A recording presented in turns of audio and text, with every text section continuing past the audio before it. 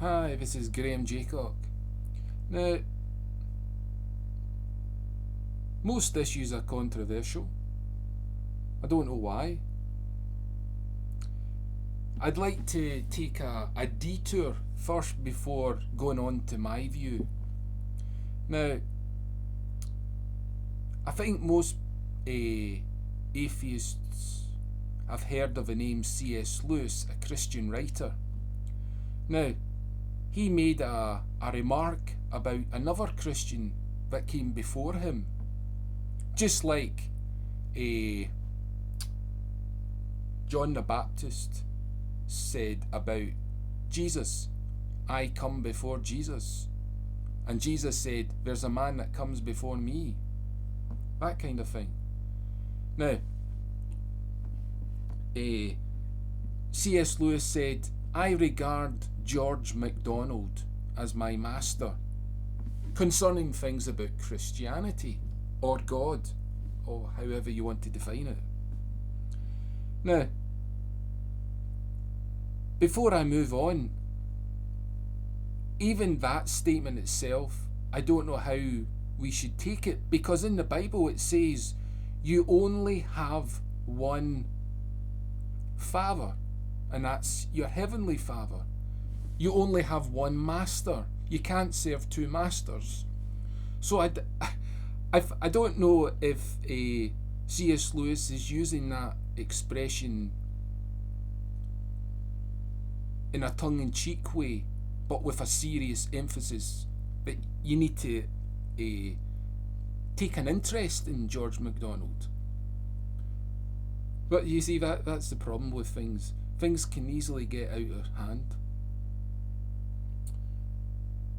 But anyway, I just like to bring this view on, is it genders and ideas of male and female, mother and father type roles, because presently I've read about 25% of George MacDonald's writings on Kindle, and I have to say they're a great comfort to read, just like C.S. Lewis was a comfort to read. But anyway, I was reading this novel, and one of the characters is a little girl and another character is a grown man. Now, this little girl doesn't have a mother figure, but George MacDonald does something very unexpectedly for me. He gets the little girl to address the man as the mother. That just blew my mind. But I don't know what views George MacDonald held about what I'm going to discuss. I think I'll need to keep on reading George MacDonald and get to the end of all his writings, and then perhaps there'll be something said about it. But until then, I can only go by what I believe. Now, this is my reason for accepting things as in the Bible, even if you don't agree with them.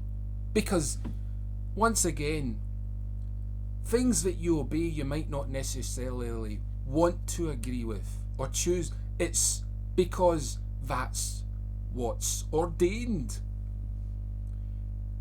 Just like you might not want to pay tax, but you know it's for a good purpose. Now, I love women, and I would love to bed all the women I could.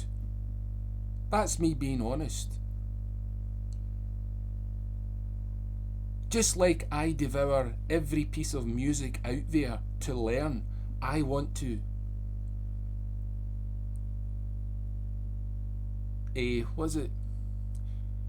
be successful with the greatest amount of women, because then I guess you'll feel a purpose of conquering. Maybe that's a bit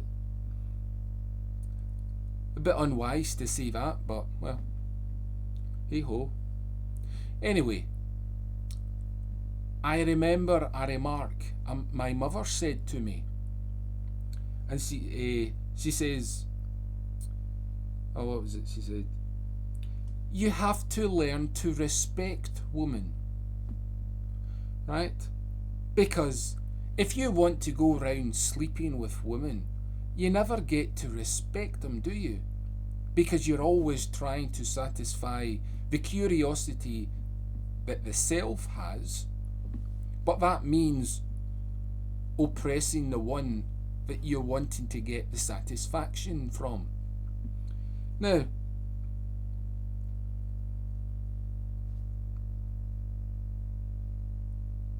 respecting women, I have to say that's wise. Why wouldn't I want to respect women? And there's women have also said that in a song, RESPECT, respect. Now, do atheist women marry Christian men and say, "Oh, respect us"? Or do atheist women marry atheist men and say, "Respect us"? Or is there a mixture? Now, if we are going to use reasoning and logic, all these important things, right, aren't we going to have to face something? Now, we can use two words here. We can use "if God is true," right?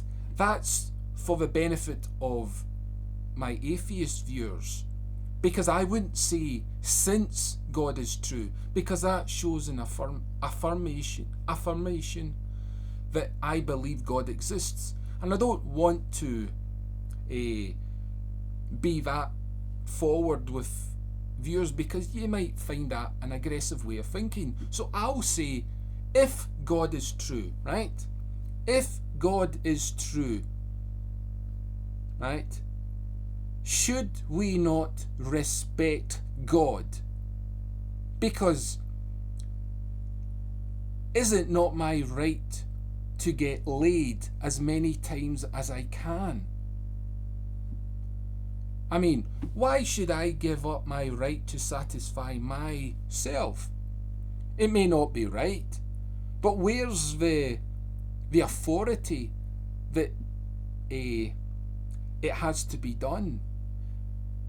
Now, if women demand respect, then atheists have to respect God. If God created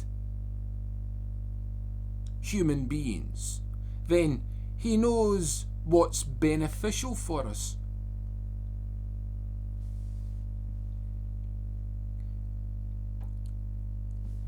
Now, why would you want to disrespect God? Because you've said it's wrong to disrespect women. Because if you're giving up something that is natural, like sexual desire, to respect women, then surely for the sake of God you can give up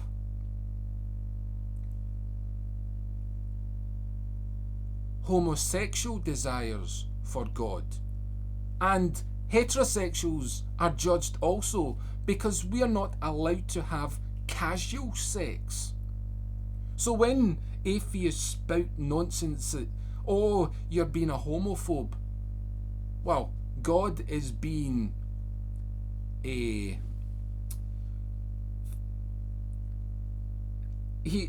he's attacking people who enjoy casual sex. And a homophobe, I do not fear homosexuals.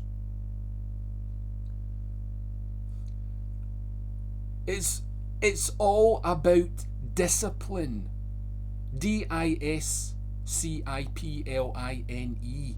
Discipline. If you love someone, you discipline them.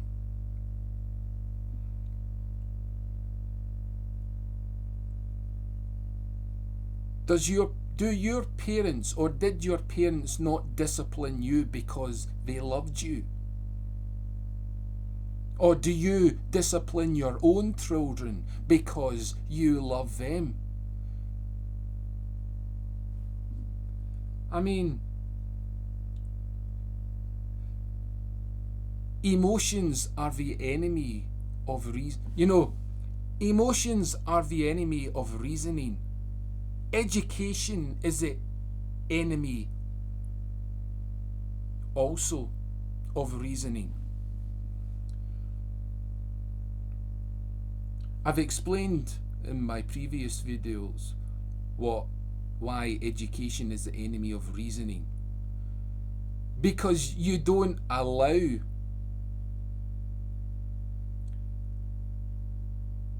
you see, if you have a person, it's to do with Ravi Zacharias. If you know the Christian man who was involved with a scandal, and he deceived the public about his level of education. But this is regardless whether he lied or not. We have evidence of how much knowledge Ravi could have had, because we have ears to listen. Now, I'm not saying he was perfect in everything. I'm just saying education is very... It teaches you to disrespect evidence, our faculties of reasoning and logic. Because you rely on a piece of paper to say, well, this is a good illustration. Christians declare Jesus is the only way to have a relationship with God. Well, education claims a formal education is the only way to knowledge. Now,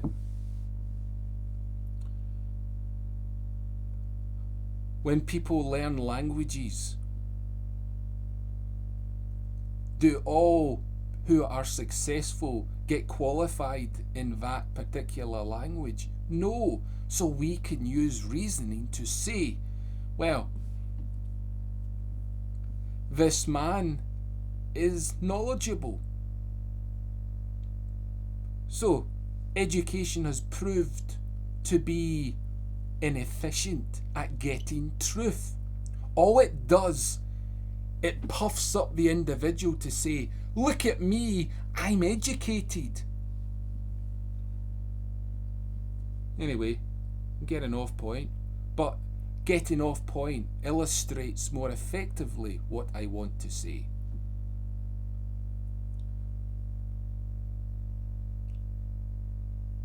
Anyway, enjoy your day.